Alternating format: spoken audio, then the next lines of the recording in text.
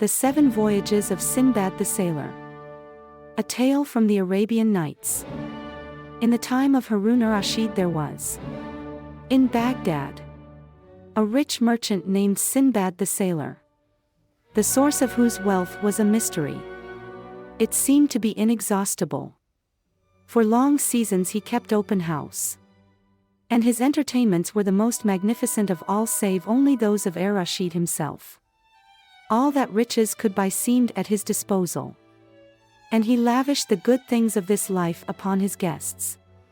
Pages, slaves and attendants there were in great number. His garden was spacious and beautiful, and his house was filled with every costly luxury. This Sindbad the Sailor has a story to tell, the story of his life, but he never told it to any until one day there came to him one Sindbad the Landsman, a man of poor and humble birth. This man pleased him greatly with an apt recitation dealing with the widely different lots dispensed by God to men.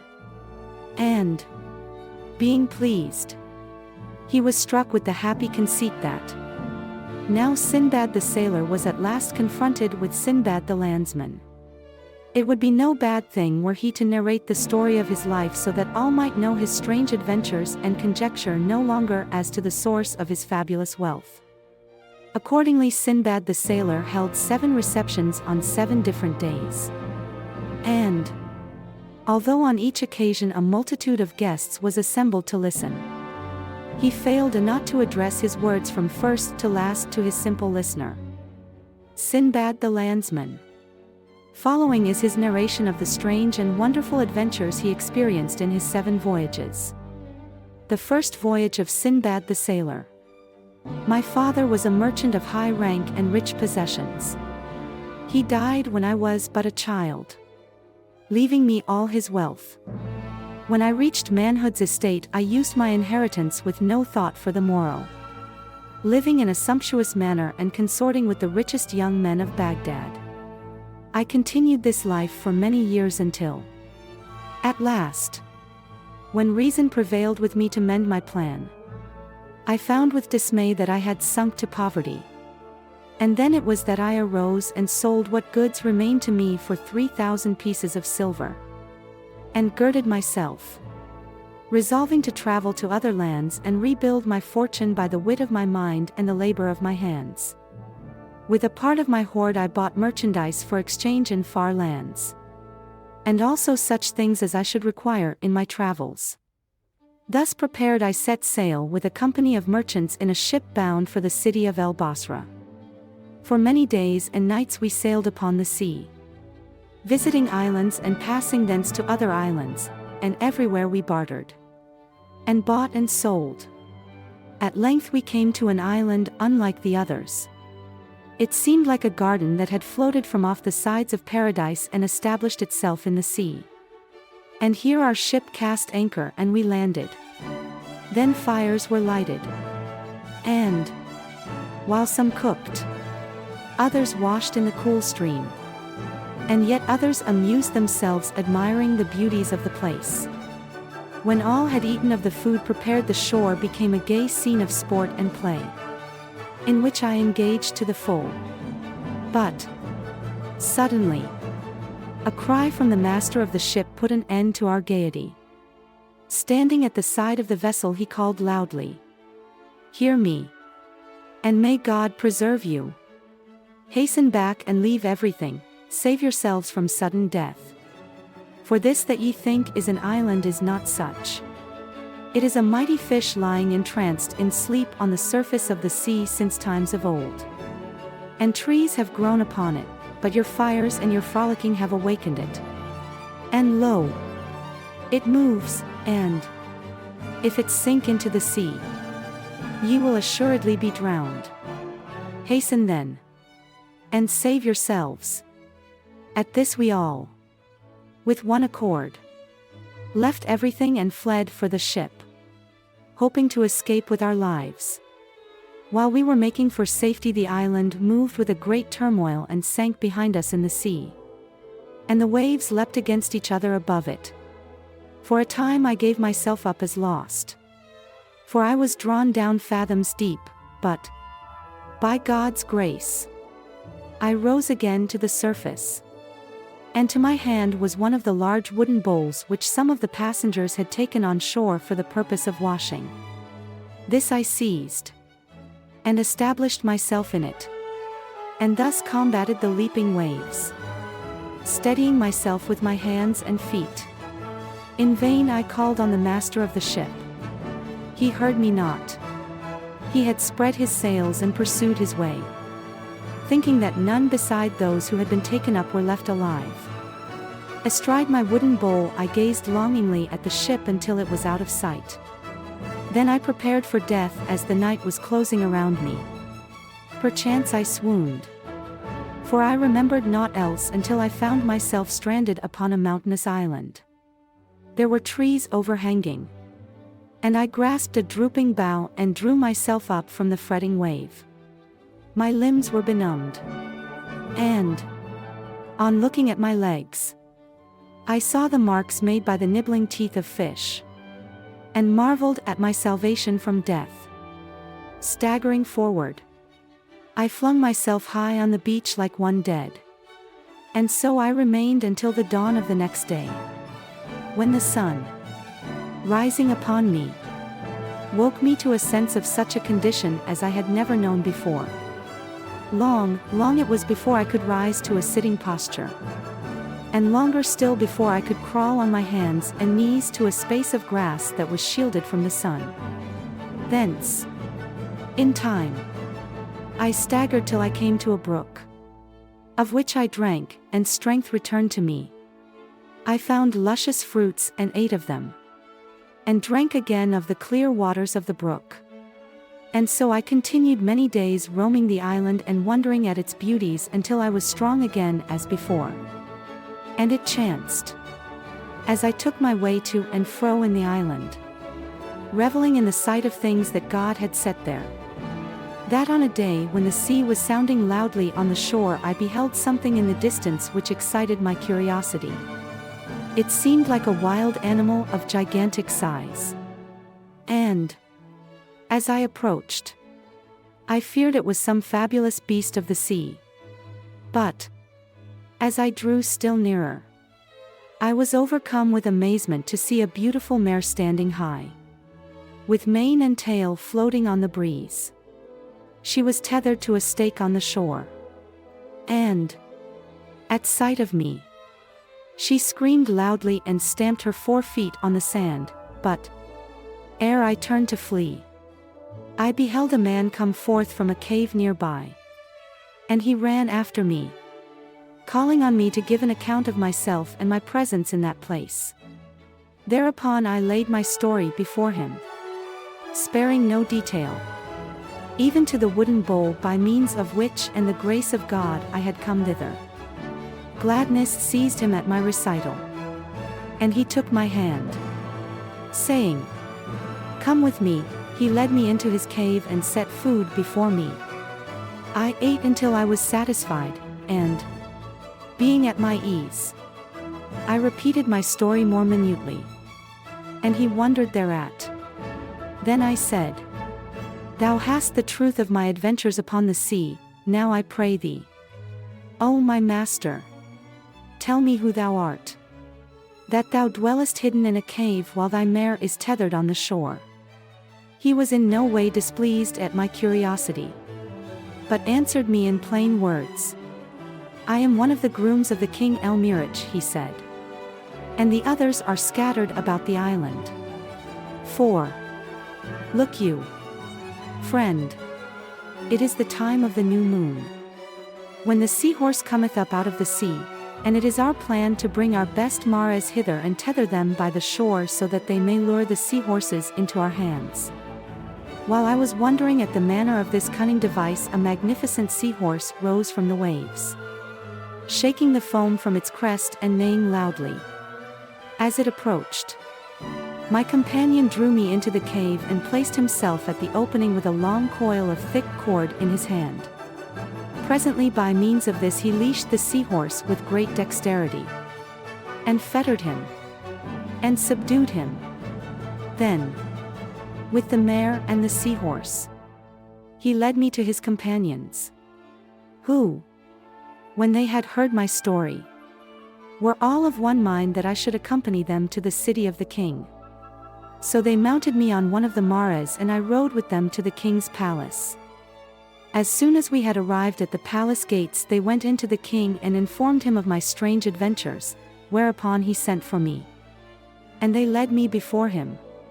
He greeted me very courteously and bade me tell him my story, which, when he had heard it, filled him with amazement, so that he cried, "By Allah, my son, of a truth thou art favored by fate, for how else couldst thou escape so great a peril? Praise God for thy deliverance." And he made much of me and caused me to be treated with honor, and he appointed me master of the harbor and comptroller of the shipping. My condition then was no longer that of a wayfarer. I rose day by day to a higher and a higher place in the king's favor. And he took me into his council in all affairs of state. For a long time I served him well. And he ceased not to recompense me with a liberal hand. Yet my thoughts turned ever to Baghdad, the abode of peace, but when I inquired of merchants and travelers and masters of ships, in which direction it lay, and how one might come at it, they one and all shook their heads at the name of a strange city of which they had never heard. At last, weary of the wonders of that island and the sea around it, wonders the which, if I had time to tell you, would cause you the greatest amazement. Wearied, too, with my arduous duties, but most of all with my prolonged absence from my own land, I stood one day on the sea shore when a great ship drew near and a number of merchants landed from it. The sailors brought forth their merchandise, and when I had made an account of it, I inquired of the master of the ship if that were the whole of his cargo. "All, O my master," he replied, "all save some bales whose owner was drowned on our voyage hither, but even these, being in my charge, I desire to sell on behalf of his family in Baghdad." "Sayest thou so?" I cried. "Tell me, I pray thee, the name of the owner of these goods." And he replied, "His name was Sindbad the Sailor, and he was drowned on our way hither." When I heard this, I regarded him more closely and recognized him. Then I cried out, "O my master, I am he, and they are my goods that are in thy hold." But he neither recognized me nor believed my words, whereupon I narrated to him the history of my supposed death, but he shook his head and called upon Allah to witness that there was neither faith nor conscience in any. "Look you," he said, "thou heardst me say the owner was dead, and therefore thou desirest the goods for thyself free of price. I tell thee we saw him sink into the sea with many others." "O my master," I answered, "hear me and then judge of my veracity." With this I narrated to him many trivial things which happened before we reached the great fish island, and which could never be known to me had I not been on the ship. And then it was that he and many of the merchants regarded me with fixed looks and recognized me. "By Allah," said they one and all, "we truly believe thee drowned, but here we find thee alive." And they pressed upon me and congratulated me. And the master of the ship gave me my goods, at sight of which I was overjoyed, and they all rejoiced with me. Mindful of the king I served, I at once opened my bales, and, selecting the most costly articles, went in to him and laid them at his feet, telling him how I had regained the goods of which they were a part. And the king wondered greatly at my good fortune and graciously accepted my gifts. He also showed me great favor and honor in that he bestowed upon me gifts in return for mine. Then, having sold my remaining goods at a profit, I bought largely of the merchandise of the city. And, when the ship was about to sail, I approached the king and thanked him for his great kindness to me. and humbly begged his leave to depart to my own city and family. So he gave me his blessing and a great wealth of merchandise and rare commodities, and bade me farewell. And soon thereafter, having stowed all my goods in the hold of the ship, I set sail with the others for Baghdad. Our voyage was fortunate, and, with the aid of favorable winds, we reached the city of El Basra in safety. Thence I repaired to Baghdad, and my family and my friends gave me a joyous welcome. And when I had sold my merchandise, I set up a large establishment, sparing no cost. And I bought land and houses, and gathered round me wealthy companions, in whose society I soon forgot the dangers and terrors I had suffered in other lands. Such is the story of my first voyage, and tomorrow, by God's grace, I will narrate to you the strange adventures of my second voyage. The second voyage of Sindbad the Sailor. As I related yesterday, I was living here in Baghdad in the midst of every delight, surrounded by companions after my own heart. But a time came when the wandering spirit seized me again, and I longed for the sight, even for the perils, of other and unknown lands. This, and the fact that I had decreased my substance by large expenditure, led me to adventure a second journey, at once to relieve the monotony of life and to replenish my exhausted store. The step was quickly taken. Having collected suitable merchandise, I repaired to the river, and, without a word to anyone, embarked on a new ship finely rigged and manned by a large crew. Together with a goodly party of merchants I sailed away, and we passed over the deep from island to island and from sea to sea, with fair winds filling the sails. And at every place at which we cast anchor we bought and sold and bartered. So we continued until we came to an uninhabited island of great beauty. The trees hung with ripe fruits, birds of bright plumage flew hither and thither over the shining foliage, and their songs were heard in the topmost branches, rare flowers laid their scent upon the breeze, and pure clear streams coursed everywhere. When we landed, we fell to extolling these master touches of the Creator's hand. For, indeed, the place was, as it were, born of fragrant musk, so fresh and beautiful and full of all delights not made by man. Selecting a rare spot on the bank of a stream, I sat apart, meditating upon the wonderful works of the Omnipotent One.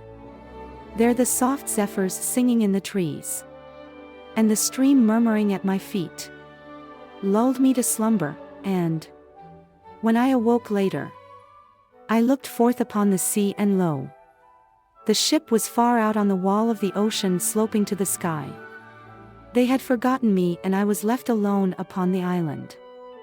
Despair fell upon me as I gazed around and realized that I was desolate. And I said within myself, what if I escaped from dangers in the past when all seemed lost? It still remains that here at least there is no escape. Then I blamed myself for leaving my comfortable life in Baghdad to undertake this voyage, for here there was neither strong food nor strong drink, nor rich apparel, nor gold, nor goods. As I pondered to the point of madness on these things, a restless spirit came upon me, and I ran to and fro in the island, retracing my steps and crossing them, but I found naught to lessen my despair. At last I climbed to the top of a high tree, and, looking forth in every direction, saw only sky and sea and trees and watercourses. As I gazed, however, my eye reverted again and again to an object in a distant part of the island. It was round and white, and of enormous size. This aroused my curiosity, and I resolved to find out what it was. Having marked its position, I descended from the tree and made my way towards it. When I reached it, I found to my astonishment that it was a gigantic dome, white and shining.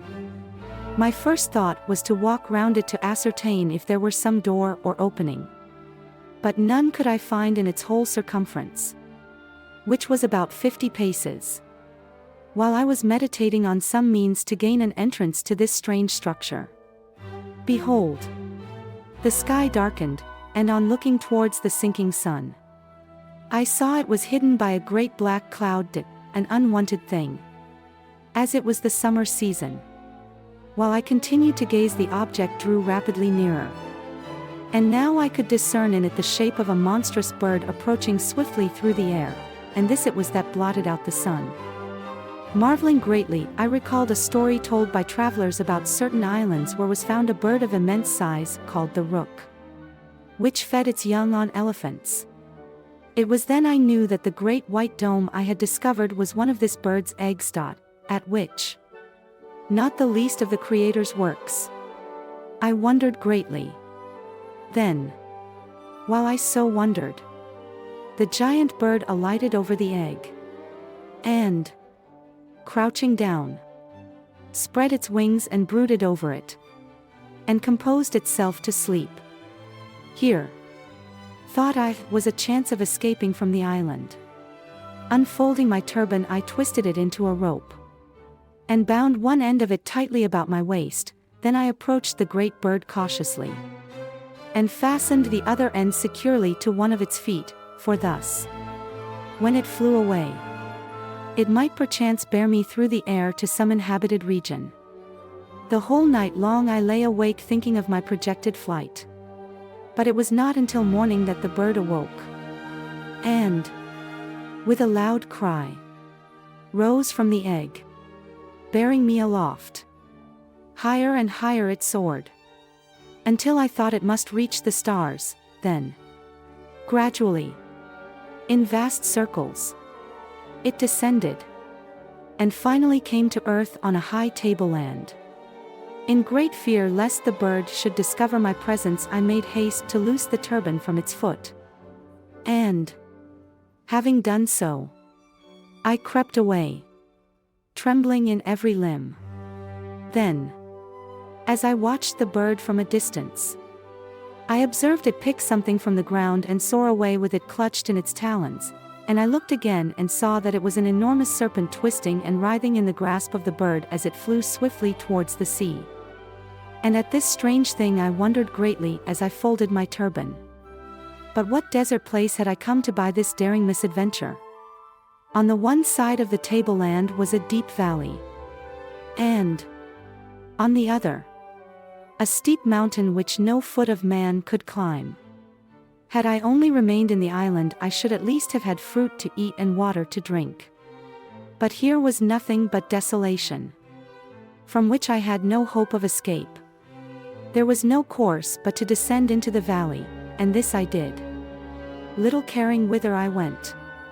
Now, I had not walked therein but a few furlongs when I observed that the ground I trod was strewn with diamonds of large size. But, and this gave me cause for wild alarm, coiled here and there amongst the stones were gigantic serpents such as the one I had seen the bird bear away in its talons. As soon as I was aware of these sleeping serpents, which were of the same hue as the ground whereon they lay, I stepped warily lest I should awaken them and be devoured. In this way was I proceeding down that valley, my flesh quaking and my knees a-tremble, when suddenly the flayed carcass of a slaughtered beast fell with a great noise before me. This aroused great wonder in my mind and also called to my recollection a story I had heard in my youth from a merchant traveler who had visited lands whence none else had ever come to deny the truth of it, a story confirmed by others who claimed a reputation for wide knowledge, and feared to lose it. It was this, that in a far land, where diamonds are as thickly strewn as the venomous serpents and other deadly perils which render it difficult to come at them, the daring merchants who seek these precious stones employ a cunning stratagem. They take a beast and slaughter it on the heights above the valley, and, having skinned it and lacerated the flesh, they throw it down, and, when it reaches the bottom of the valley whereon the diamonds lie, the stones adhere to the moist flesh. From the depths of the sky descends the watching vulture of the giant kind, and this bird, seizing the carcass in its talons, soars with it to the mountain tops, whereupon the merchants spring out and frighten the bird away with loud cries, and then take the stones adhering to the meat and bear them to their own country. I had my whole life long regarded this story with a half-shut eye. But now, beholding the slaughtered beast before me, and guessing full well the meaning of its presence there, I said within myself, "By Allah, no marvel is past belief. For here is the verification." I surveyed that carcass and, having measured in a glance the distance to the mountains whence it had descended, I gazed into the blue sky in whose depths lurked the watching vulture. A plan of escape then came to me and I hastened to put it into operation. First I gathered as many diamonds as I could well dispose within my garments. Then, unfolding my turban, I approached the slaughtered beast, and, lying on my back, drew it over me and bound myself firmly to it. I had not lain long in that position, with the heavy weight of the beast upon me, when a monstrous vulture came out of the sky, and, seizing upon the carcass with a loud scream, gripped it in its powerful talons and rose up and away with it and me. And it rose higher and higher, with a mighty flapping of its wings, until at last it alighted on a broad ledge near the summit of the mountain, a place which, judging by the bleached bones lying on every hand, was the favorite feeding place of these birds. This was clearly known to the merchant who had cast the carcass down. For no sooner had the vulture deposited his burden and started to tear at the flesh, than he sprang out with loud cries and scared it away. Half smothered by the weight of the slaughtered beast, I lost no time in freeing myself, and soon I struggled to my feet and stood there with my clothes stained and polluted with its blood. When the merchant saw me, his fear was great, but his disappointment was even greater when, his fear mastered by the lust of gain, he turned the carcass over and found no diamonds sticking to the flesh. Pitying him in his sad case, for he was smiting hand on hand and calling out against fate, I advanced and said, "Curse not fate, nor fear me, for I am of thy kind. And I hear with me an abundance of these stones, the loss of which thou lamentest, and they are of the largest that a man can carry upborne by a vulture's wings. Of these will I give unto thee, therefore forget thy fear and bury thy disappointment." On hearing this, the merchant thanked me and prayed fervently for me and my family, and he ceased not to pray for the prolongation of my life until I had bestowed upon him the largest diamonds I could find within my garments.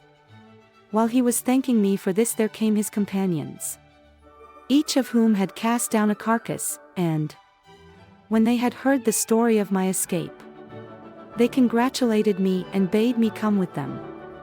For they said, "By Allah, thou art greatly favored by fate, since none but thee hath been in that valley and escaped to tell the tale."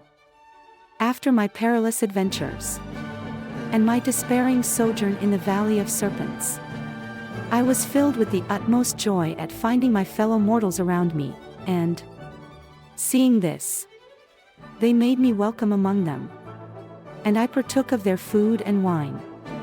We passed the night in a safe place, and, when morning came, we set forth over the mountain ranges overlooking the Valley of the Serpents and at length descended to a stretch of sea. This we crossed by means of the boats which they had moored by the shore, and came thus to a low-lying island where grew camphor trees in abundance, each of which might shield 100 men from the sun. Here, too, upon the plains roamed the wild rhinoceros, of which wonderful tales are told by people who return from unknown lands. This beast impales an elephant upon its horn with ease, and wanders thus, with little hindrance to its pasturing, until the fat of the elephant, melting in the heat of the sun, and flowing down into its eyes, renders it blind, whereupon it seeks the seashore and lies down until such time as the rook may find it and carry both it and the elephant away as a morsel for its young. But I speak of what I know, and as I saw naught of this kind, I can but say that I know not. I continued with my companions for some space, journeying from island to island and exchanging the diamonds we had acquired for rich merchandise. And in passing through many countries unheard of in this city, I separated from them and went my way, coming at length to El Basra with a princely cargo of goods. Thence I journeyed to Baghdad, the abode of peace, and rejoined my family. Wealth I had in abundance, and I resorted to my former life of luxury, bestowing gifts and alms, wearing rich apparel, and eating and drinking with my companions. This is the story of my second voyage. And by the grace of God, whose name be exalted, I will narrate tomorrow the still more remarkable adventures that befell me on my third voyage. The third voyage of Sindbad the Sailor. Having rested for a space in Baghdad, where I lived surrounded by every happiness and delight, I began again to experience that restless desire for travel and commerce which had drawn me forth on my former voyages. When the desire grew so great that I could no longer withstand it, I set out with a large stock of merchandise and arrived at the city of El Basra, where I took ship, together with a goodly company of merchants, and others of high standing and repute. For many days we sailed outwards, buying and selling among the islands, until one day, while we were in the midst of the ocean, a storm descended upon us and blew the ship out of its course. The wind continued from one quarter with great violence, and for a day and night we were hurled before it. When morning came it abated, and the master of the ship looked forth on every hand to ascertain where we were. Suddenly he uttered a loud cry and plucked his beard. "God preserve us," he said. "The gale hath driven us to an evil fate. See, yonder is the mountain of apes. None hath ever come near it and escaped." We looked and beheld a high mountain on an island. And while we were gazing at it, and wondering where lay the danger at so great a distance, behold, the sea around us was swarming with apes which had swum out from the island. They were hideous black beasts, not of large size, but of malignant aspect, and so great was their number that we were powerless to stand against them. They climbed up the sides of the ship and seized upon the ropes, which they severed with their sharp teeth so that the sails were powerless and the vessel drifted with tide and wind to the shore. There we were seized by the apes and set on the land. After which they returned to the ship and bent fresh ropes and set the sails and departed over the sea we knew not whither. But we ceased to wonder at the manner of their going, for we were in a desperate plight, since all sailors feared the mountain of apes and no ship would ever approach the island to rescue us. In our wanderings through the island, eating of its fruits and drinking of its streams, we came at length to an open space in which stood a house of gigantic size. The walls and the folding doors of ebony were very lofty. And when we walked into an immense apartment, for the doors were open, we found everything within it of a corresponding size. The cooking utensils were large enough to cook an ox whole. And on the couch at the upper end, 100 men might sit with comfort. But no occupant could we find. So we seated ourselves and rested for a while. And then we slept. It was about sunset when we were awakened suddenly by a loud noise and a trembling of the earth, and lo! We beheld coming from the further end of the apartment a gigantic being in the shape of a man. His skin was black, and his eyes blazed like fire, 2 gleaming tusks protruded from his great mouth. His enormous ears drooped to his shoulders, and his nails were like the sharp claws of a beast of prey. We were stricken with great fear at the approach of this frightful being, so that we could neither move nor cry out, while he advanced to the couch and disposed his huge limbs thereon. Then, on turning his head, he caught sight of us and arose and came towards us. As I was nearest to his hand, he seized me, and, taking me from the ground, turned me over and over in his palm, feeling my limbs to see if they were fat. But, by the grace of God, whose name be exalted, I was lean and wasted with fatigue and affliction, so he set me down and seized another, whom he turned over and felt in the same manner. He, too, was lean, and he let him go, but he took one after another until he came to the master of ship, a big man and fat. With him he was satisfied. Then, seeing what he was about to do, we hid our eyes, and did not look again until the ogre, having cooked and eaten our master, threw his bones upon a heap of others on one side of the apartment. Afterwards he arose and laid himself down upon the couch and slept. And his snoring was like the roll of thunder. We crept forth from that house in terror, feeling that it were happier to be killed by apes or drowned in the sea than to be roasted on live coals, a terrible death for a man. We then considered means of hiding, or escaping from the place. But there was no place to hide. And the ship, our only way of escape, was gone. While we were lamenting, a spell seemed to be cast over us, so that our very excess of fear drew us back to the ogre's house, wherein we sat as before, and slept. Again we were awakened by the thunder of the ogre's approach, and again he came and selected one of our number. When, having eaten, he slept upon the couch, we conversed together, thinking to find some way of escape. One said, "By Allah! By Allah! Let us kill him," and he proposed a plan. "Listen, O my brothers," I said on hearing this, "if we seek to kill him, let us first prepare some rafts on which to escape. For we may fail of our purpose, and on these rafts we can at worst be drowned. Which is better than being roasted?" They answered me, "Thou art right." So we set to work and gathered stout pieces of wood and carried them to the seashore, where we constructed rafts and stowed food upon them in readiness for a hasty departure. Then we returned to the giant's house to carry out our plan. The sound of his snoring told us he still slept. So we took 2 sharp-pointed iron spits and heated the points red-hot in the fire. Then we approached him cautiously, and, at a given signal, thrust the red-hot points one into each of his eyes, and bore upon the spits with our combined weight. He arose with a mighty roar, and we fled right and left, for, his sight being destroyed, we feared his blind rage. He searched for us, but, not finding us, he groped for the door, and went forth uttering loud cries which shook the earth.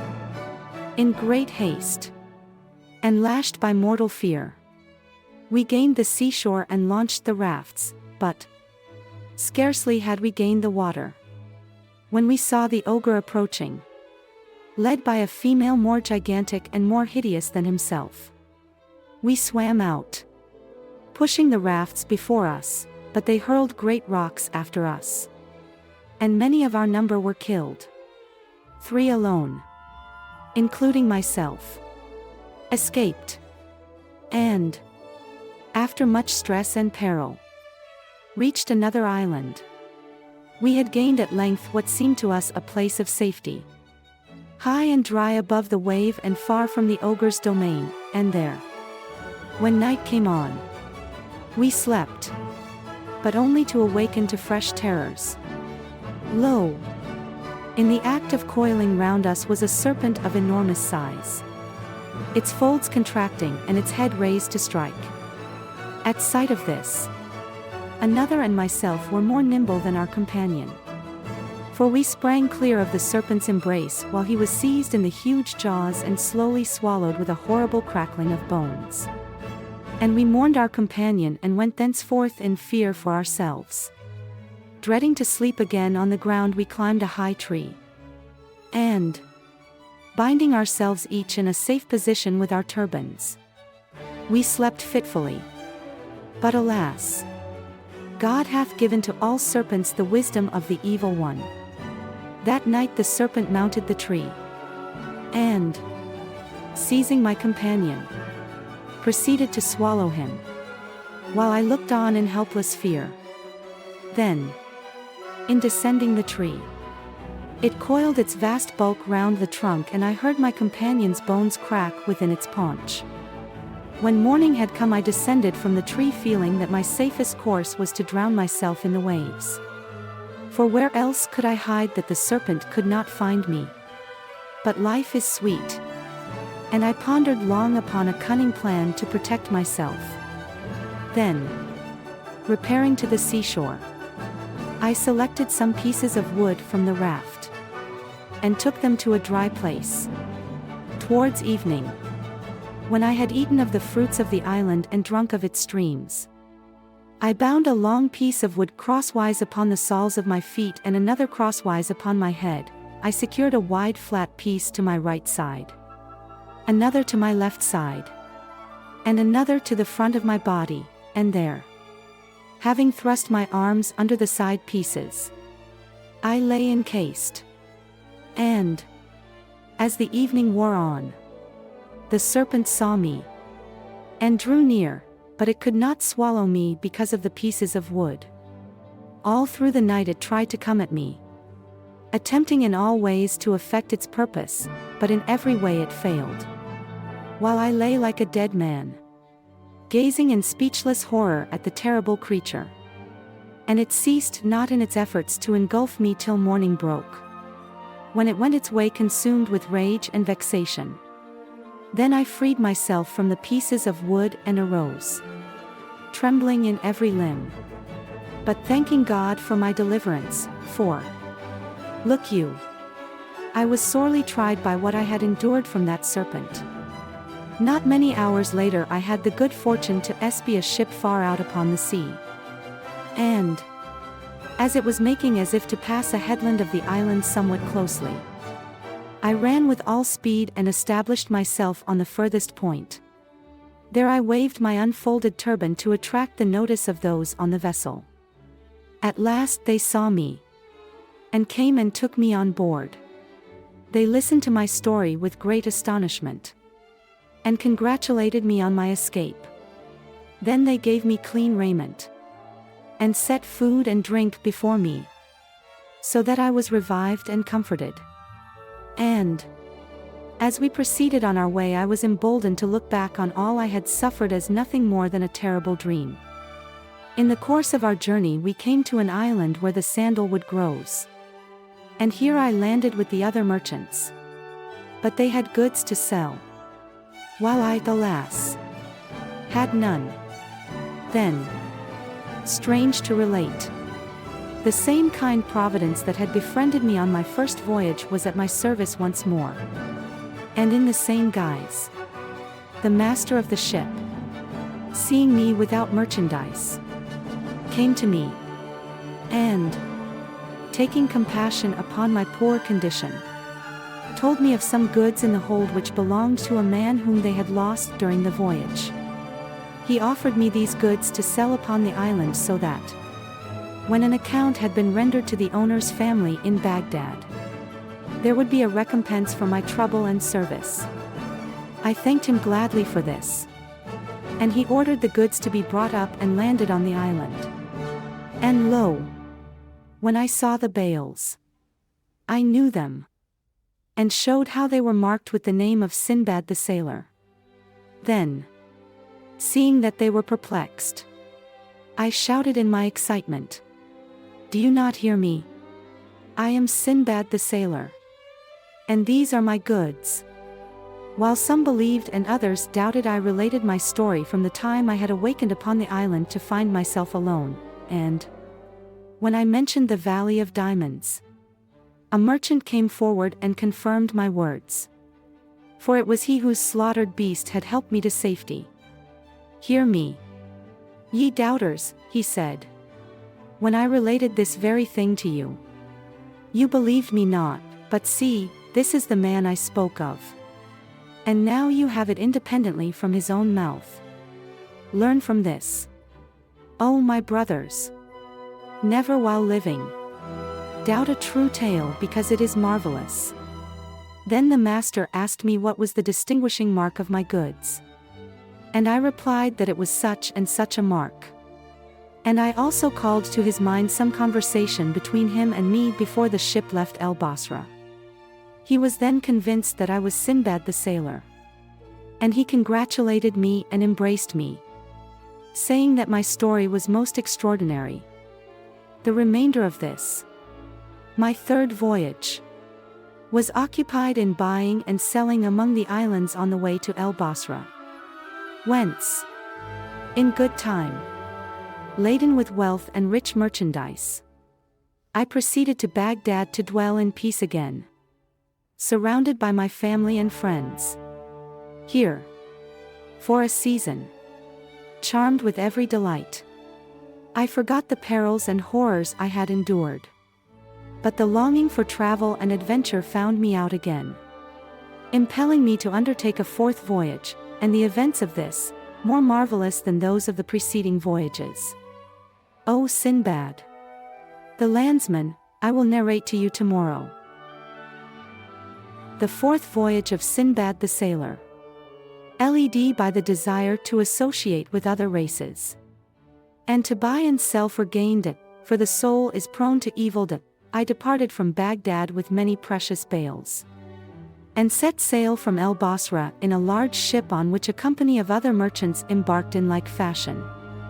For many days we had a pleasant journey among the islands, and all went well with us until, on reaching the wider sea beyond, a mighty wind came up against us. The sea rose in great waves as the tempest increased, and we were in dire peril. More and more violent grew the gale, lashing the sea into fury. The sails were rent. The masts were blown away. We sprang a leak, and slowly the vessel began to sink. We gave ourselves up for lost. And, indeed, when the waves passed over us and we sank, many perished. But, in the seething turmoil, it was my good fortune to be cast against a broad plank, which I seized and held. Others were struggling for life nearby, and I was able to draw some of them to me. Sore buffet as we were by wind and wave, we mounted that plank and sat astride of it. Thus, through a whole day and night, we drifted before the gale, now descending into despairing hollows of the sea, and now flung up on the mountain tops of billows. At dawn on the following day the sea cast us like dead men upon an island, where, for many hours, we lay exhausted. Albeit, strength began to return to us again, and we arose feebly, and staggered forth into the island. Fruit and herbs there were in abundance, and clear fresh water, so we ate and drank and were revived. That night we slept upon the shore, and in the morning we arose strengthened and invigorated. When we had broken our fast we set ourselves to explore the island, and had not gone far in this before we came to a great building. As we stood at the door of this, wondering who dwelt within, a party of naked men came out, and without a word, seized us and led us into a spacious apartment, where we found ourselves standing before their king. He commanded us to be seated, and they brought us food of a strange kind, such as we had never seen. My companions ate largely of this, but my stomach revolted at it, and I ate but little, a thing which preserved me from a terrible fate. For, as my companions ate, they became mad with a ravenous hunger, and ate more and more. Presently they were given coconut oil to drink. And when they had swallowed it, their eyes rolled in their heads, and they continued to eat in a frenzy horrible to behold. I was consumed with fear at these things and said within myself, "This is a tribe of the Magi and their king is a ghoul." As I observed them attentively, I remembered a story of these people, how they seize on travelers and set this loathsome food before them to eat, and give them the oil to drink, so that they swell out and eat more and more until they are fattened to an enormous degree and their minds are rendered like those of idiots, whereupon, in due time, they kill and roast them and serve them up as food to their king. And all these things I saw in the days that my companions were fattening. For there were others who had been seized before us. And each day one of these was killed and roasted and set before the king. While I was wasting away with fear and hunger, and it was on this account that they forgot me and left me to die in my own way, my companions had come to be like dull, heavy, stupid beasts of the field, so that they were placed in the care of a beast herd, who led them forth every day to the pasturage. As for myself, as soon as I observed that I was a failure in that I would not fatten, and that none took heed of me nor marked my coming or my going, I arose in the night and crept away among the trees surrounding the king's dwelling. Then, when morning came, I went forth with a heart of fear, knowing not what fresh terror I should encounter. In my wanderings back and forth I came about midday to a stretch of green pasture, where I beheld with sorrow my late companions grazing on all fours, and fattening like beasts for the slaughter, while the beast herd sat upon a rock and piped on an oaten reed. I breathed a silent farewell to them as to those I should never see again, and turned sadly away. My heart was cold within me, and my steps were faltering as I wandered on, pausing here and there to gather edible herbs and roots, which, for want of something better, served to sustain life in my body.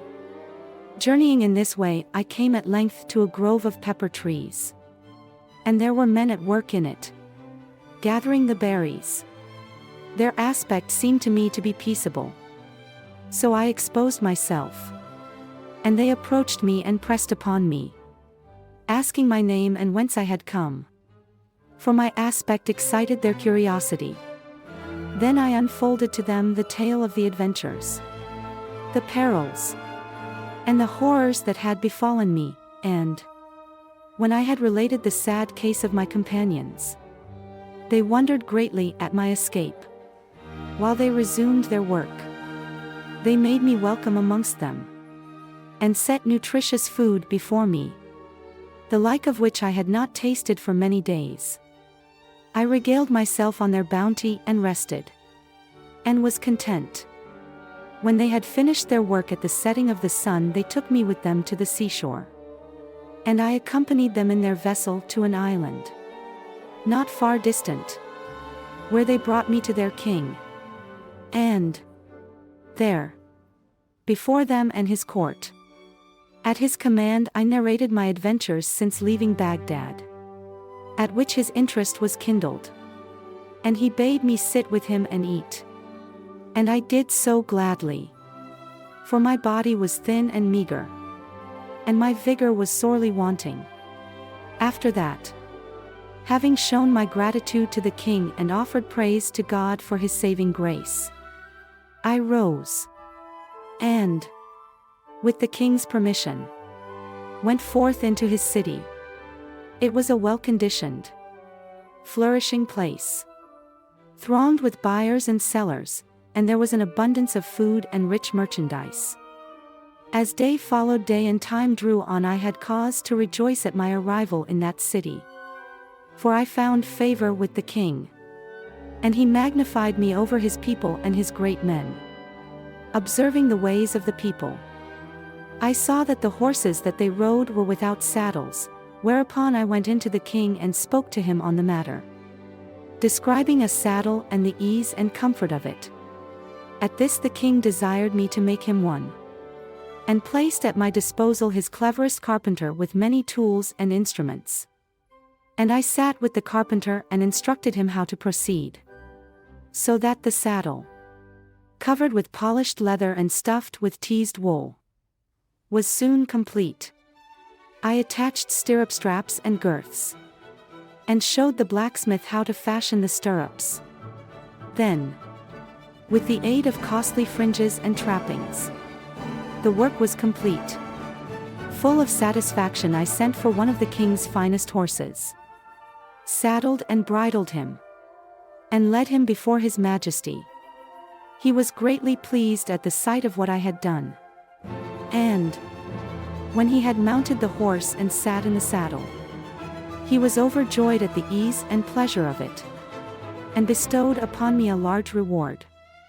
When the king's chief officials and the grandees of his court saw the saddle which I had made, they each and all desired me to make others like it.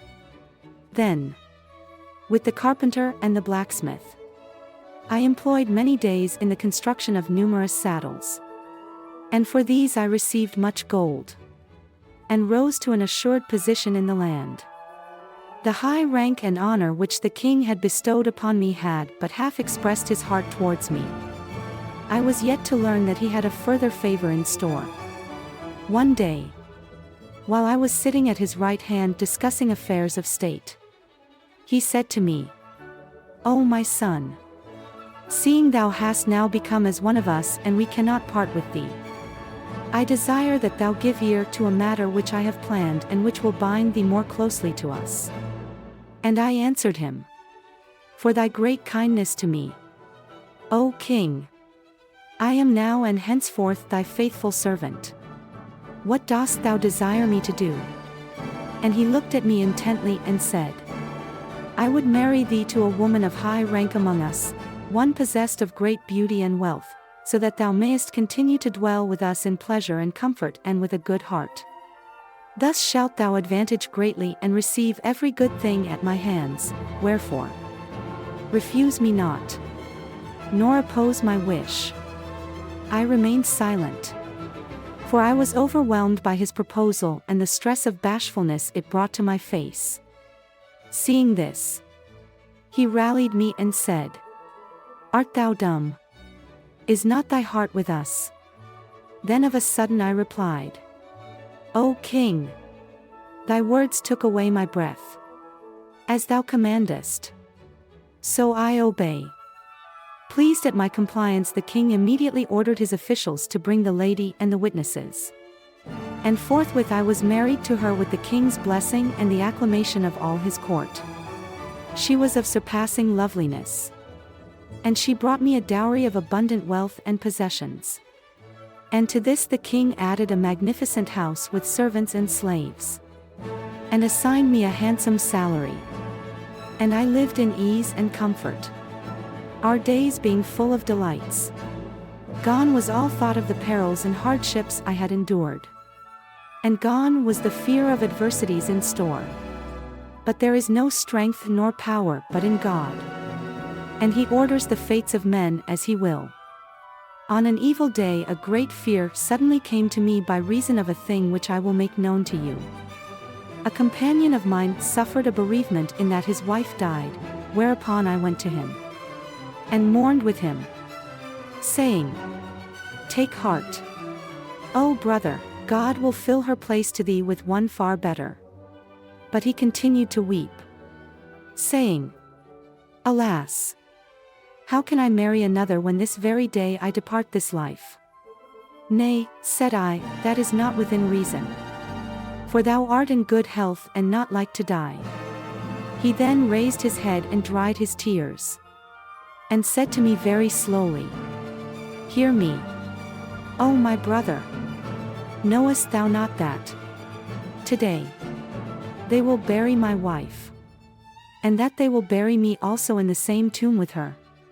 For such is our custom. When husband or wife is buried, the other must be buried also, so that neither may continue to enjoy life alone.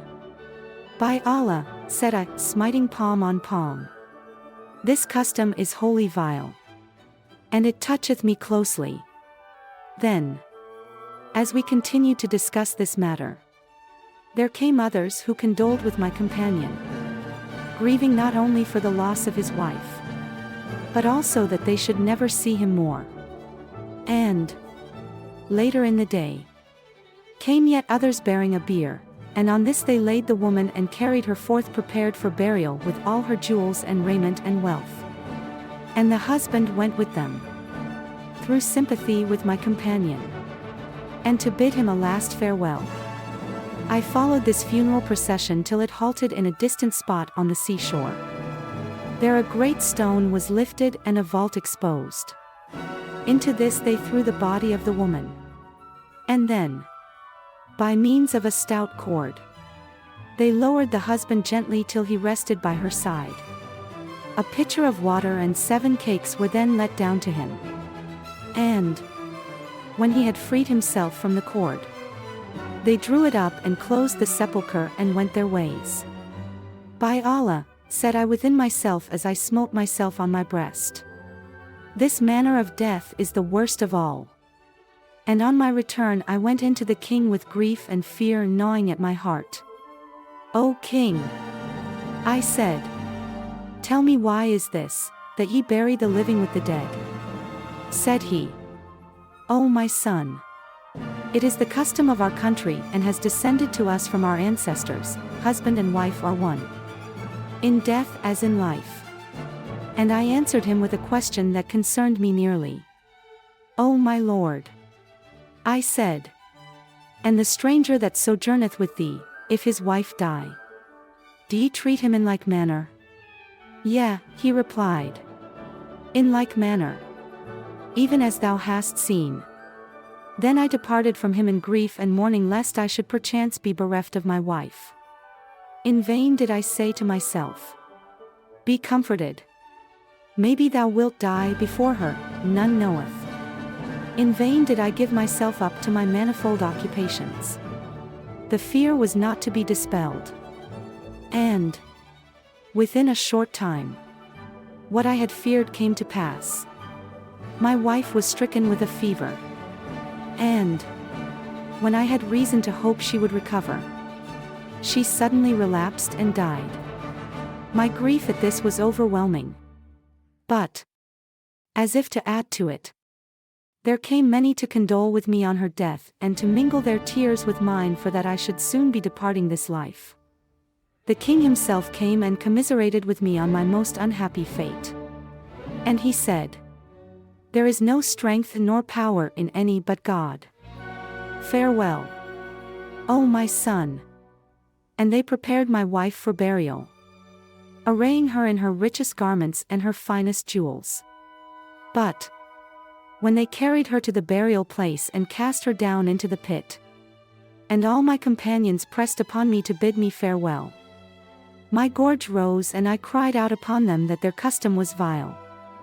Loudly I spoke my bitter mind on the abominable nature of this thing. They would not listen, but took me by force and lowered me into the pit, together with the 7 cakes and the pitcher of water. And when I had reached the floor of a vast cavern they called down to me, untie the ropes that we may draw them up. I answered, draw me up with them. Nay, nay, they replied, we do but follow our custom. To the ravens with you and your custom. I retorted, for I had no stomach for this proceeding.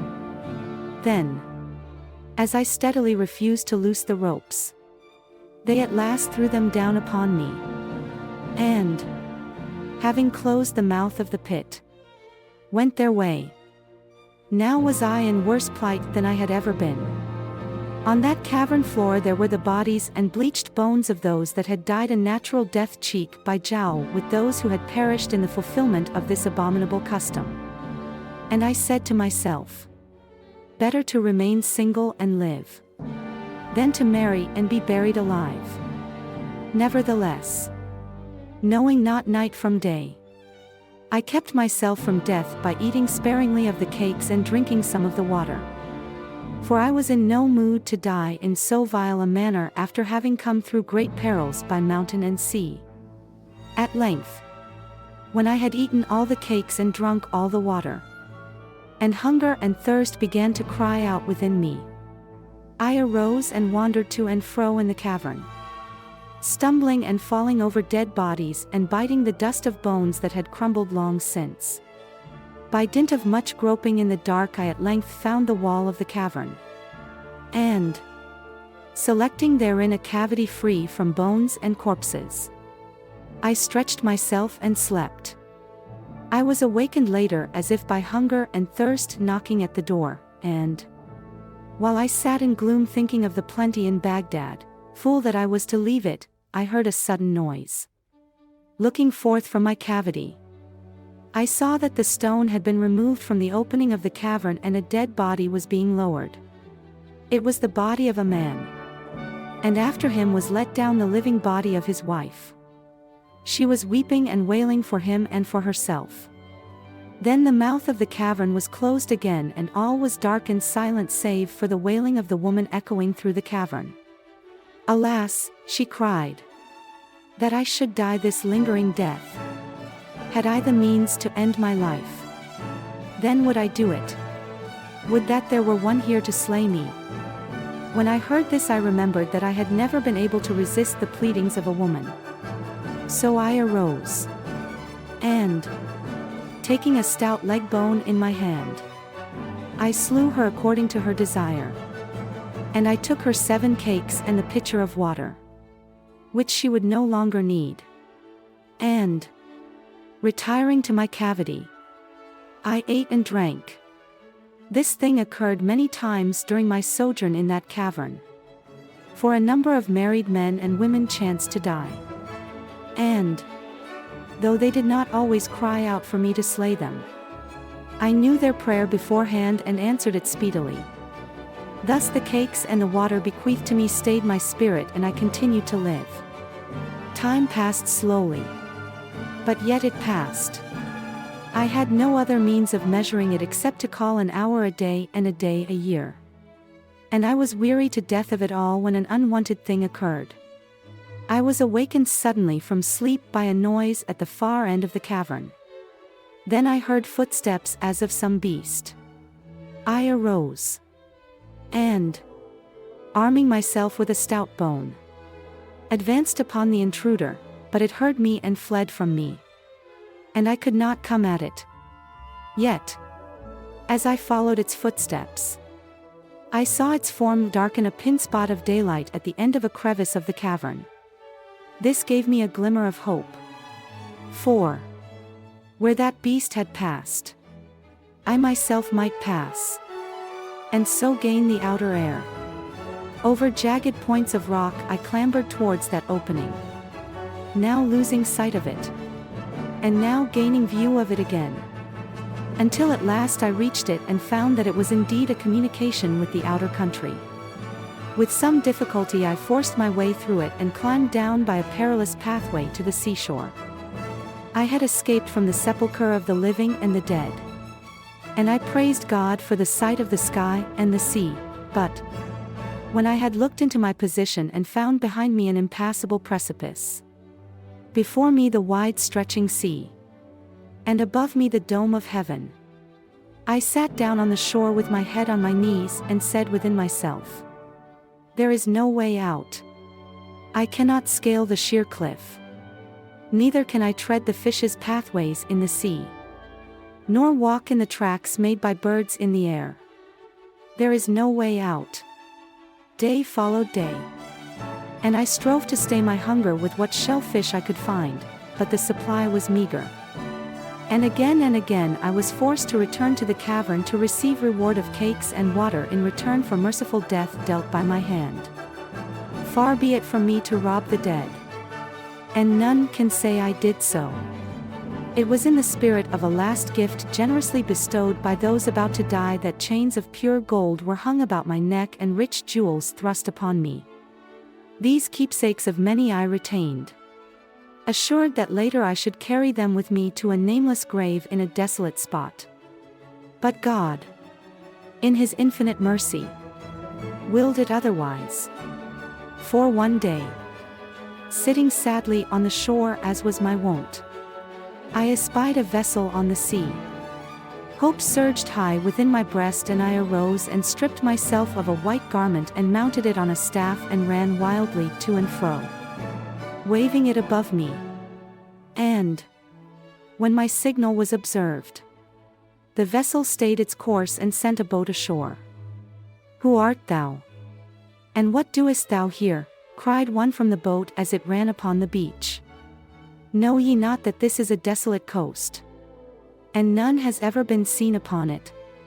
And I greeted them with joy, and answered them, telling my strange experience in a few words. Then, their wonder strong within them, they took me across to the ship and led me before the master, who marveled greatly at finding a man where none had ever seen a human being before. He asked me many questions, and when I answered him, giving him the whole history of my adventures as heretofore set down, he was a man bewildered. Raising his eyes to heaven, he said, "By Allah, thy case is extraordinary," and all around wondered that a man could experience such things and live. In return for his kindness in rescuing me from my terrible plight, I tendered him some of the rarest jewels I had brought with me from the cavern. But he refused me courteously, saying, "Nay, O my brother, if we find one in like case with thee, we succor him and give him to eat and drink, and if he be naked, we clothe him.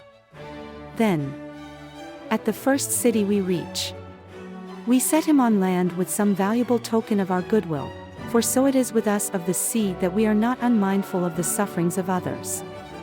And when I heard this, I prayed for him and his family, that he and they might live long in health and prosperity.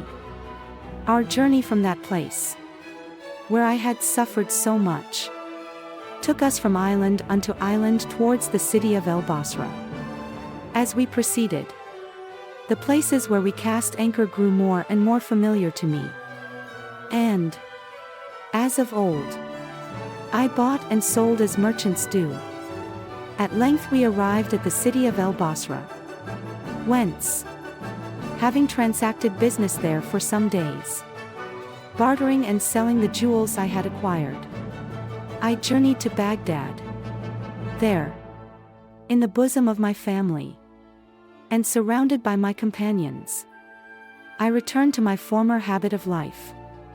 These, then, were the experiences of my fourth voyage, and, O my brother, Sindbad the Landsman, if thou wilt honor me by thy presence tomorrow, I will relate to thee still stranger things that befell me in my fifth voyage.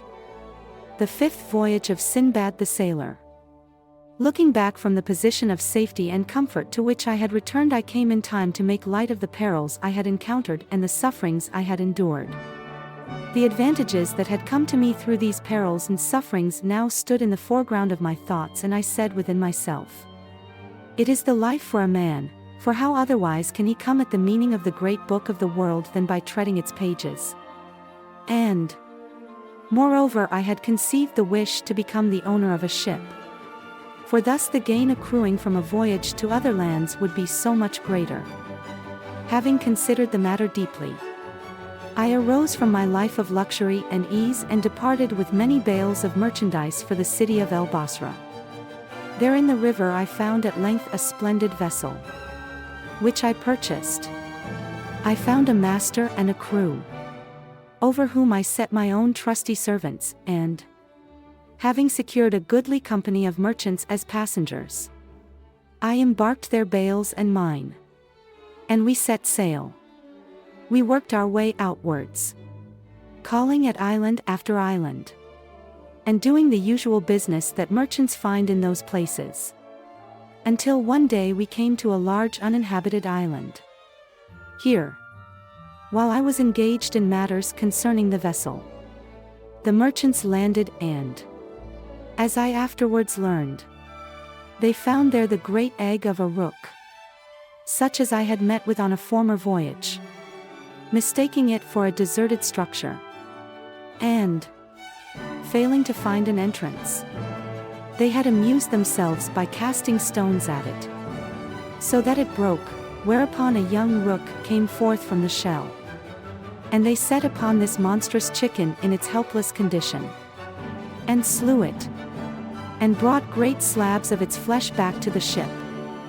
When I heard what they had done, I was sore afraid and reproached them for their rash action. 4. Look you, I said, there is not a doubt the mother rook will seek to revenge the loss of her young, and, seeing our ship, will attribute the deed to us, and attack us and destroy us. But they neither heeded my warning nor repented them of their rash action. The vengeance of the rook was sudden and dire. Scarce had I spoken when the sun was obscured from our sight, and, looking up, we beheld the gigantic bird descending upon the island. When it saw that its egg had been broken and its young one destroyed, it flew above us, looking down at the ship and shrieking in a voice that filled the sky. On this it was joined by its mate, and the two circled round us, their hoarse cries of rage falling like thunder on the sea. In great fear I bade the master and the sailors hoist the sails and seek safety in flight. Then, as soon as we began to draw off from the island, the rooks left us and flew inland, so that we thought we had made good our escape. But soon they reappeared and came after us, each bearing in its talons a huge mass of rock. One of them flew above us and dropped the rock, so that we saw death descending upon us. But the great mass missed the ship by a narrow space, and, falling close astern, raised such a commotion of waves that the ship was flung up on a mountain of water and then hurled down against the bottom of the sea before little by little she came to rest on the level tide. Then the other rook dropped the rock from its talons, and fate ordained that it struck the ship astern with a mighty crash. Amid cries of fear and despair we sank into the sea, and all seemed lost. How I survived the shock and turmoil of that sudden shipwreck I cannot describe clearly, for I was like one stunned or wrenched from his mind apart. How I sought to save myself is gone from me by reason of the extreme peril. I can imagine only that I touched some wreckage and clung to it. 4. When my mind returned to me, I found myself on the shore of an island sitting upon a plank, which, it seemed, had borne me hither. That I had fought against wind and wave I knew, for I was well nigh exhausted. I could do nothing more than drag myself painfully to a sheltered spot, where I rested and slept.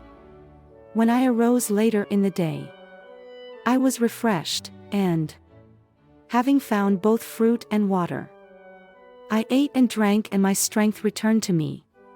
I went forth upon the island, and to and fro in it, but I found no other's footprint on the shore, nor any sign of human habitation from coast to coast.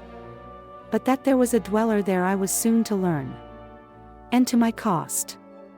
It was on the following day towards evening, when I was walking among the trees, that I came upon an old man sitting on the bank of a stream. He was a comely old man, with flowing silver locks and an ample white beard. He was clothed, from the waist downward, with the leaves of trees threaded together. As I regarded him for some moments, I felt that his whole aspect betokened a disposition of simplicity and mild benevolence. Advancing upon the bank, I spoke to him, but he shook his head sadly and sighed, and I saw that his speech was gone. Then he made signs with his hands as if to say, "Mount me upon thy neck and carry me across the stream." I felt kindly disposed towards this mild and gentle old man, and wished to do him a service, so I mounted him upon my neck and took him across the stream. "Now," I said, "thou canst dismount when it pleaseth thee." But, instead of dismounting, he wound his legs still more closely round my neck, and pressed his feet into my chest. so that I cried out with pain and rage and attempted to throw him from my shoulders. But my frantic efforts were in vain. He stuck like a leech, and I could not dislodge him. Indeed, he clung so tight that he nearly throttled me, and I fell to the ground exhausted. Then he belabored me sorely with his feet until I arose with him again. And, in this way, he compelled me to obey him. When he would go in among the trees, he made a sign with his hand. And, if I obeyed not with alacrity, he beat me with his feet unmercifully. By reason of his behavior, I was at last compelled to cancel my first opinion of him, and, though he cleaved to me night and day, we were by no means friends. I was his captive, and he ceased not to remind me of it. If I dallied by the way, or stumbled, his hard feet would rain blows upon me, and, at night, when he slept with his legs wound tightly round my neck, he would often dream that I had disobeyed him and would beat me violently with his feet and hands. For many, many days I was ridden hither and hither at the will of this obstinate old fellow, who, though he could not torment me with speech, was truculent enough in his manner. And I reproached myself for having desired to do him a service, saying constantly in my mind, "By Allah, never again while living will I do a service to any." At length one day the old man guided and belabored me into a space on the island where pumpkins grew in abundance.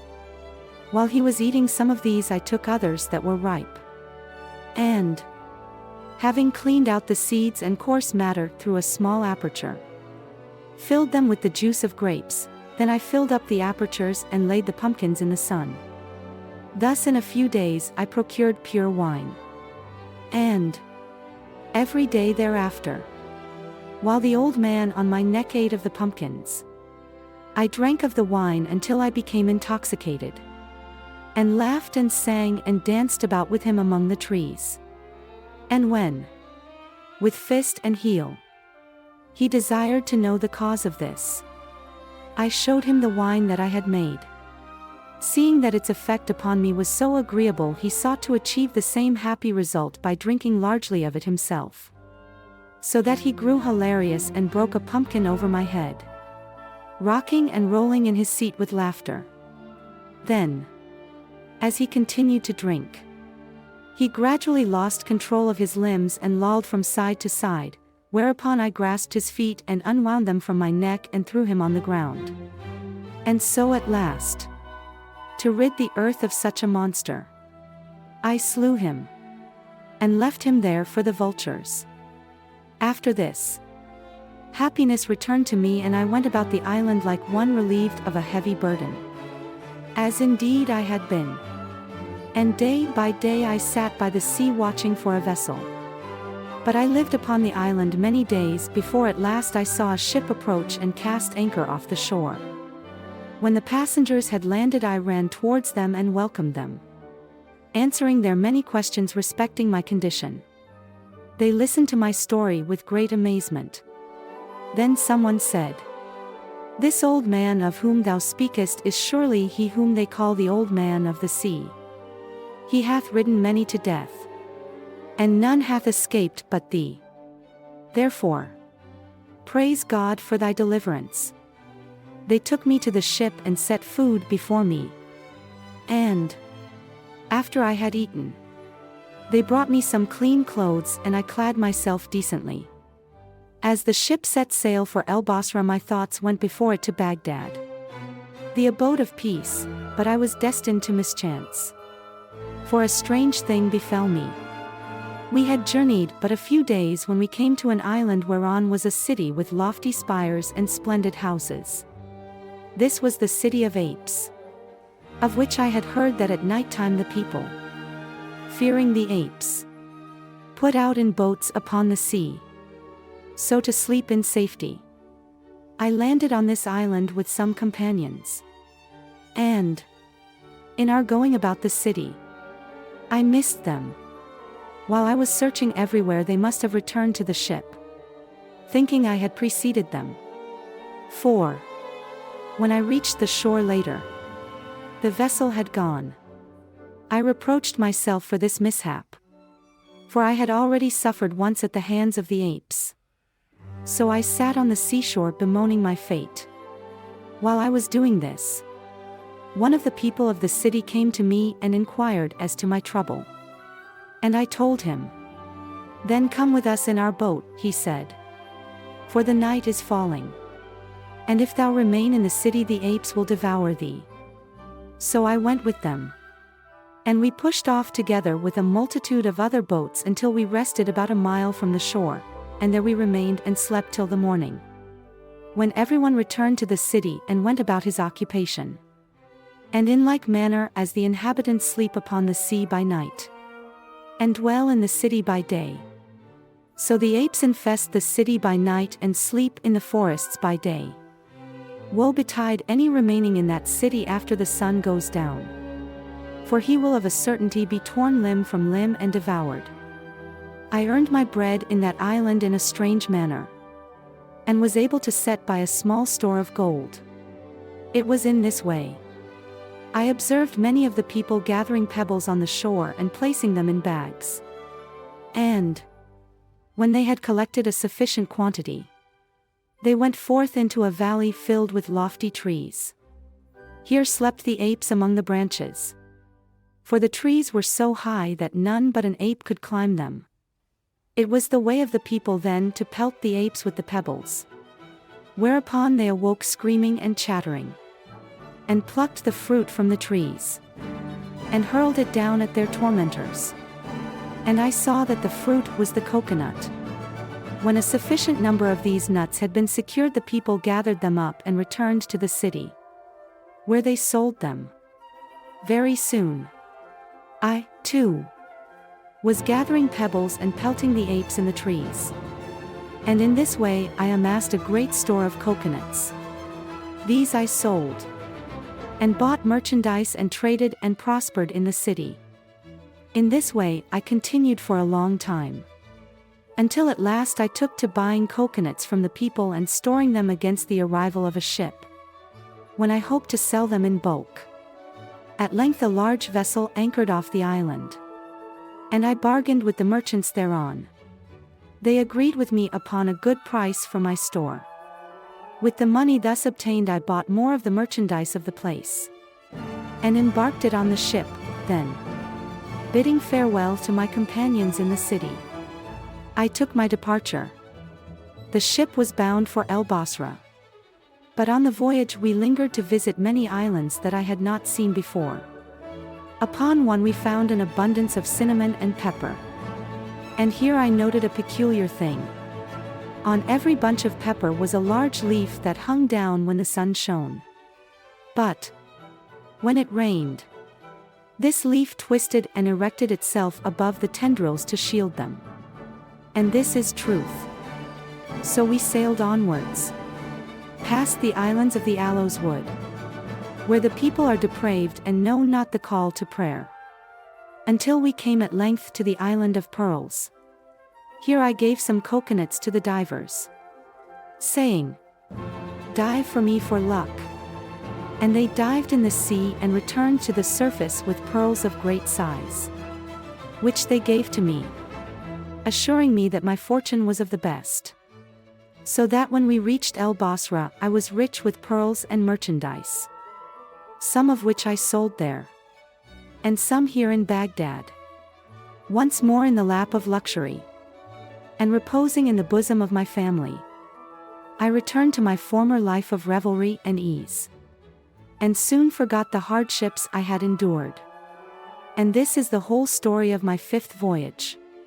Return tomorrow, O Sindbad the Landsman, and thou shalt hear from me the adventures of my 6th voyage, for they are even yet more wonderful.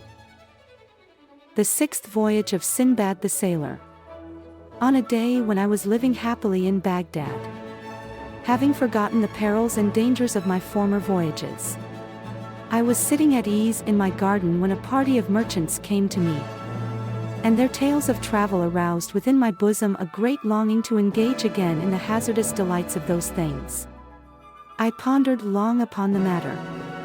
And, though I had said within myself, "Never will I set forth again," I found that my mind was made up in spite of me. Therefore I set about collecting merchandise. And, having packed a goodly number of bales, I departed for El Basra, where I took ship with a company of merchants and others of high repute. The outward voyage was pleasant and fortunate, and we did as others do, buying and selling and amusing ourselves in different cities. But there came a day of disaster, when the master of the ship suddenly discovered that we had wandered from our course, and had lost our reckoning. He plucked his beard and smote his breast, and cried out in despair that we had sailed into an unknown sea, where dire perils awaited us. And so it proved. For not long afterwards, while we were sailing in a calm sea, a sudden wind burst upon us and, before the sails could be loosed, the rudder was broken and the ship drifted and was driven at last upon the sides of a high mountain rising up to heaven. She was dashed to pieces by the violence of the waves. And, from that terrible wreck, few survived. There were some others besides myself who clung to the sides of the mountain, and, by tooth and nail, climbed to a place of safety. Little by little, when the tide receded, we made our way down among the crags until we came to a strip of seashore. And from this point we could see that the island was of large size, its interior being sheltered from storms by the front of the mountain. But what took our wonder was this: on the seashore was amassed the wealth of 1,000 wrecks, scattered here, there, and everywhere, in foam and high dry, were flotsam and jetsam of richest merchandise, much of it spoiled by the sea, but much more cast high up and still of great value. All along the shore were planks and fragments of many vessels that had been wrecked on this inhospitable coast. And this was not all. For, when we proceeded through the island, we found a spring of pure ambergris overflowing into the sea, and by this the whales are attracted. But when they have swallowed it and dived to the depths of the sea, it turns in their stomachs and they eject it, so that it rises to the surface in solid lumps such as are found by sailors.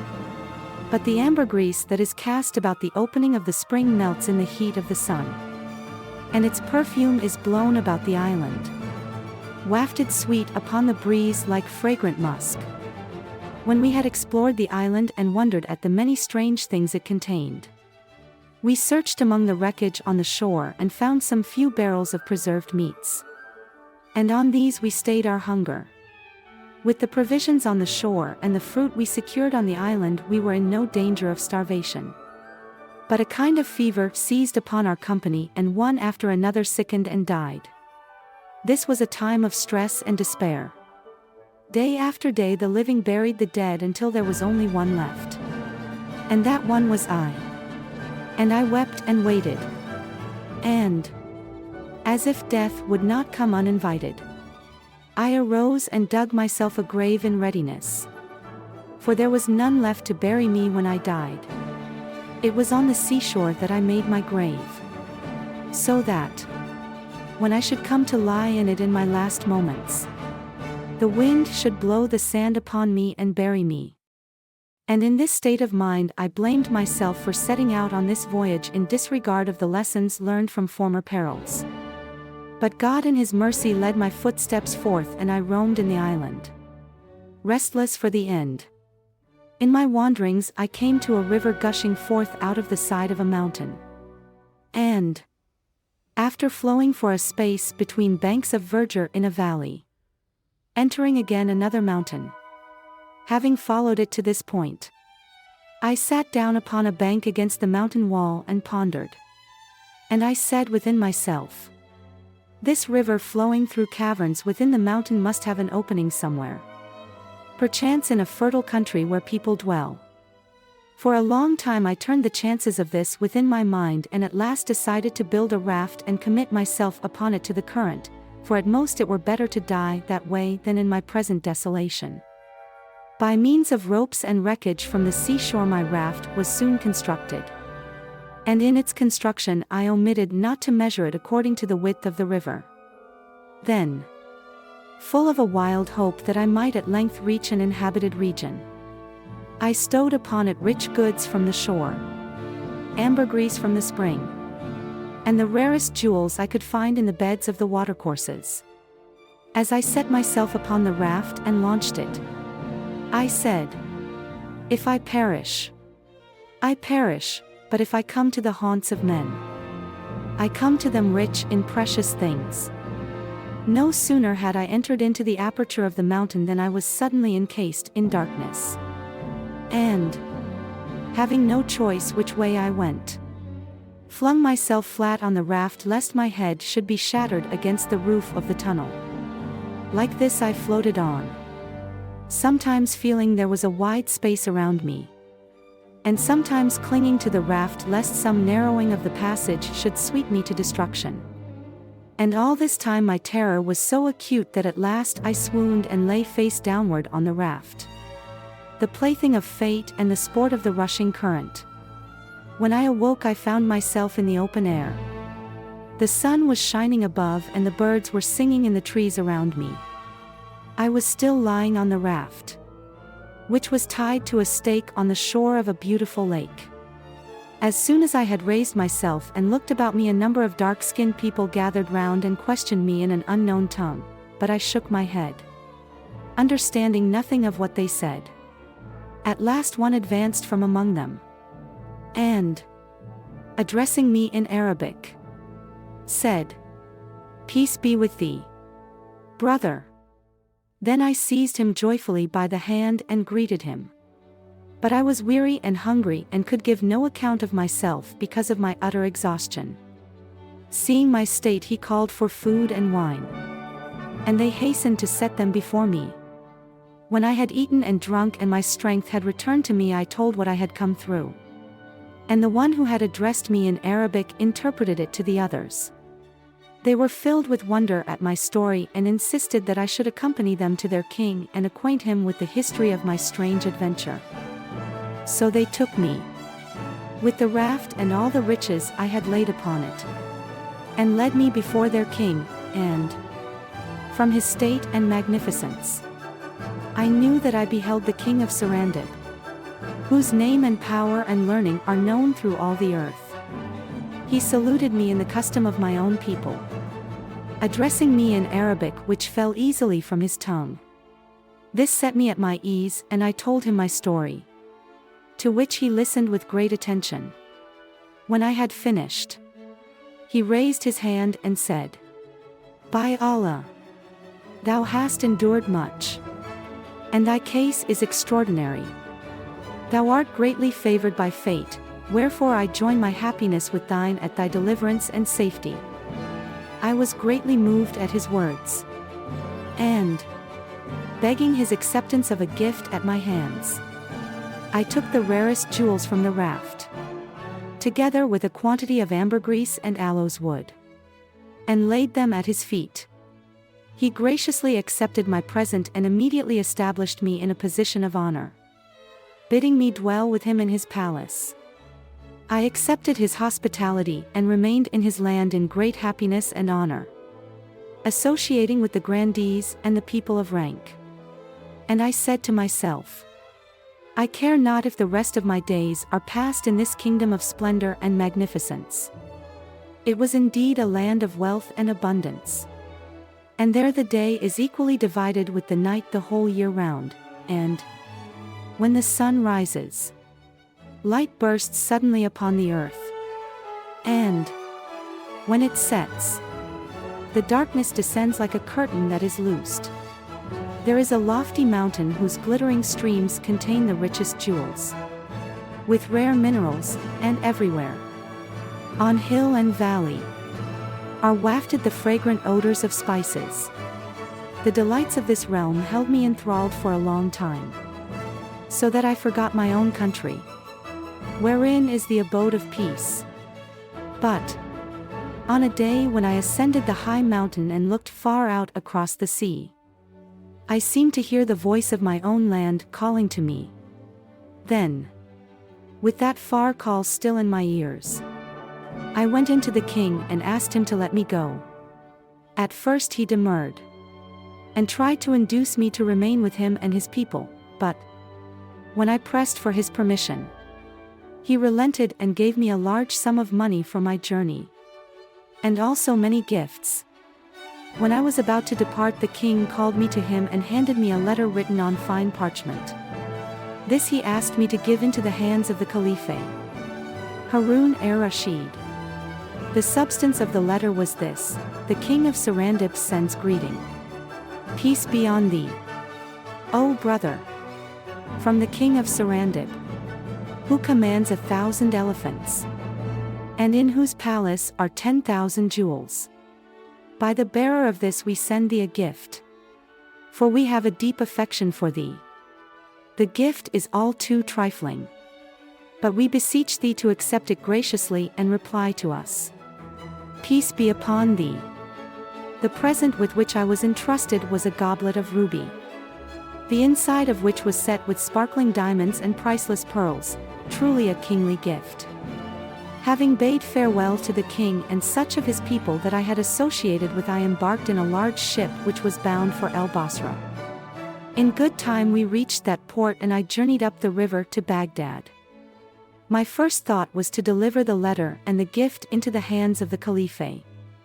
So I lost no time in approaching him and fulfilling my pledge to the king of Sarandip. He was greatly pleased with the letter, and when he saw the sparkling goblet of ruby and precious stones, he was filled with delight.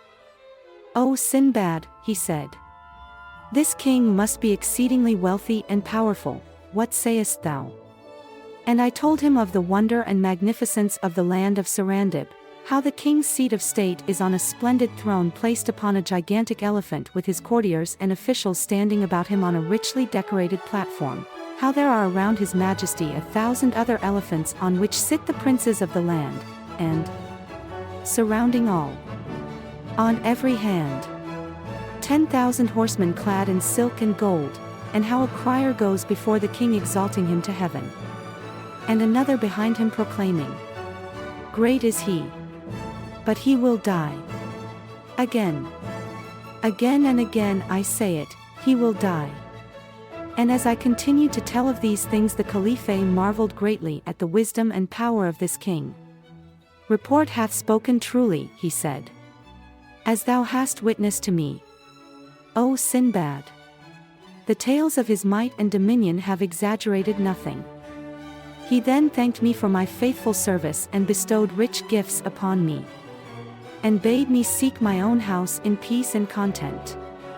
There in the bosom of my family, I lived at ease, having put behind me the perils of travel and set fixedly before me the determination never to seek them again.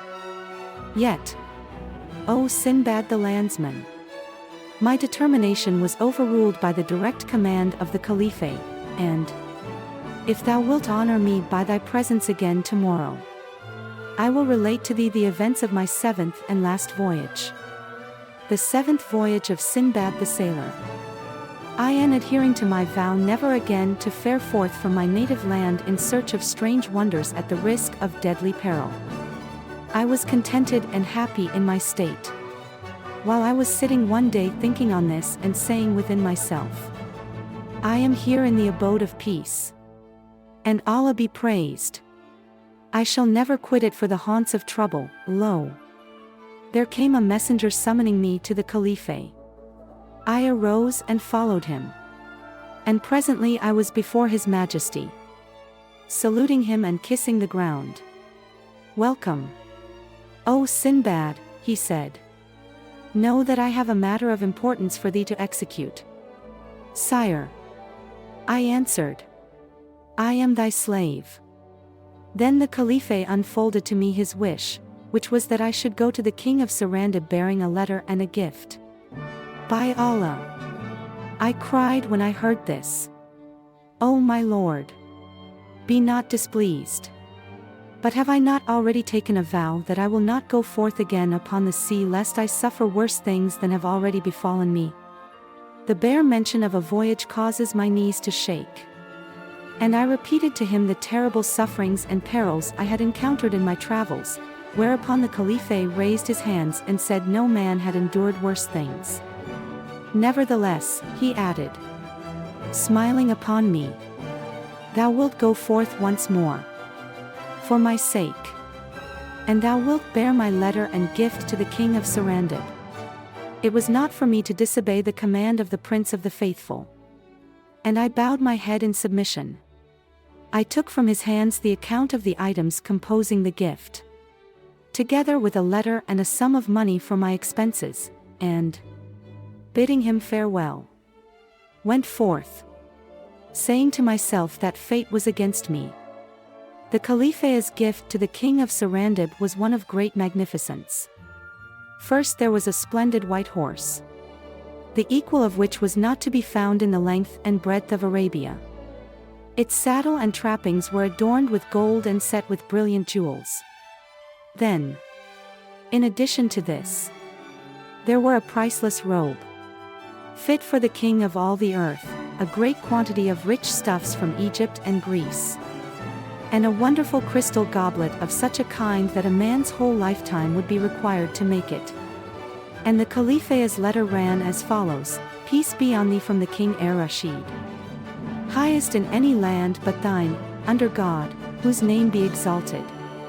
We rejoiced greatly at thy letter, and we have sent thee some royal trifles, thy gracious acceptance of which will give us joy and happiness. Peace be with thee. With all these things I embarked upon a large vessel and set sail from El Basra with a company of merchants. We journeyed for long days and nights until at length we came to the island of Sarandib.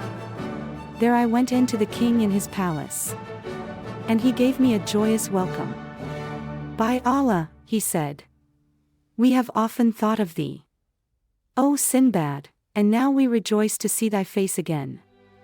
Then he bade me sit beside him, and asked with courtesy the reason of my visit.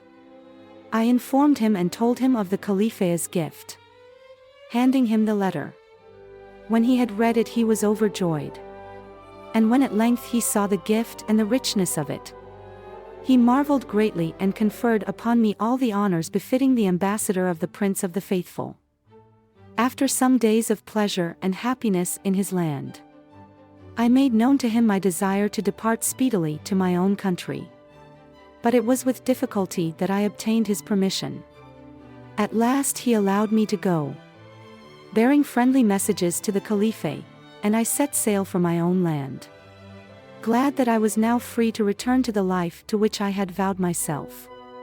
But, O Sindbad the Landsman, the chances of long voyages upon the sea are such as thou knowst not of. We had not been many days on our course when, as we were passing near an island, a fleet of boats put off from the shore and surrounded us. They were manned by a host of men clad in suits of mail. They looked more like demons than men and were armed with swords and daggers. They drew in on us and attacked us, slaying those who offered resistance, and taking the rest prisoners. They towed the ship to the island and took all the merchandise in the hold. Then they led us away to be sold as slaves. It fell to my lot that I was purchased by a rich man of gentle mien. He took me to his house, gave me food and drink, clothed me well and treated me in a friendly fashion. Somewhat comforted I rested, giving my hands to light tasks about his house. After some days he called me to him and said, Art thou skilled in any art or trade? I answered him that I was a merchant, and was skilled only in the art of buying and selling. Canst thou not use the bow? He asked. Now, I was skilled in archery, and I offered to give him proof in the matter. He then placed a bow and arrow in my hands and I pierced a mark at 50 paces. It is well, he said, thou art skilled. The next day he sat me behind him on an elephant, and, at nightfall, We journeyed to a place where there were some high trees. One of these he bade me climb and sit there with arrow on bowstring till the elephants came at dawn, when I was to shoot, and if I was so fortunate as to kill one, I was to run to him in all haste and inform him of it. He then went away on his elephant, leaving me in the tree, full of terror. When at last the sun rose, a great number of elephants came straying about among the trees. And when one came beneath mine, I sent my arrows at him. Late in the morning a well-aimed shaft pierced the brain of a monstrous beast, and, with loud roarings, he fell and died.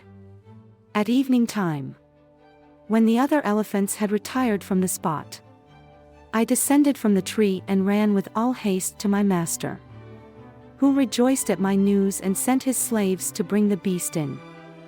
Day after day I continued at this sport, each day securing at least one elephant. But a day came when trouble gathered round that tree in which I sat. It appeared in the form of countless elephants of large size and ferocious aspect. One who seemed to be king among them led the others to my tree. After he had thundered round it many times until the whole world trembled, he made a dash at it, and, winding his trunk round it, tore it up by the roots and threw it down. When, half stunned, I found my way out from among the broken branches, the great elephant came upon me bellowing loudly, and, seizing me with his trunk, bore me aloft. In this manner he led the whole herd of elephants in a wild stampede that made the earth shake, and they ceased not in their career until they came to a valley in which were a great number of elephants' bones and teeth and tusks. On a heap of these the king elephant set me down very gently, and, after that, he and the others turned and walked away, leaving me there. I looked about in the valley and saw a wealth of gleaming white tusks on every hand. And I said within myself, the elephants liked not the death of one of their number every day, and they have done this to show how I may come by an abundance of tusks without further slaughter. Then I found my way back over a great distance to the abode of my master. He welcomed me as one returned from the dead. 4. When he had found the tree torn up by the roots, he had concluded that the elephants had made an end of me.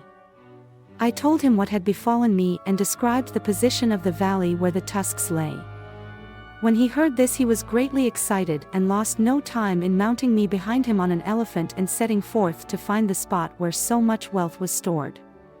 We reached the valley without mishap and I showed my master the ivory, at sight of which his joy knew no bounds. We then laded the elephant with as much as he could carry and returned with it to the house. This adventure of mine placed me in a most favorable light in my master's eyes, and, because I had been the means of revealing to him a source of enormous wealth, he set me free and gave me permission to return to my own country. He was even better than his word. 4. Not many days later, he set me on board a vessel bound for El Basra and presented me with a large sum of money for my passage and expenses, together with many bales of merchandise. And my return journey was very fortunate. The traffic I did at the different cities on the way brought me great profit, and I bought many rare things suitable for gifts. On my arrival at Baghdad I went into the Caliphate and told him all that had befallen me, and he was so astonished thereat, and so delighted at my return, that he commanded his scribes to write my story in letters of gold. And he said to me, O Sindbad, my son, thou hast done well. And now thou shalt have the wish of thine heart and keep thy vow, for, unless thou so desirest, thou shalt go forth no more upon the sea.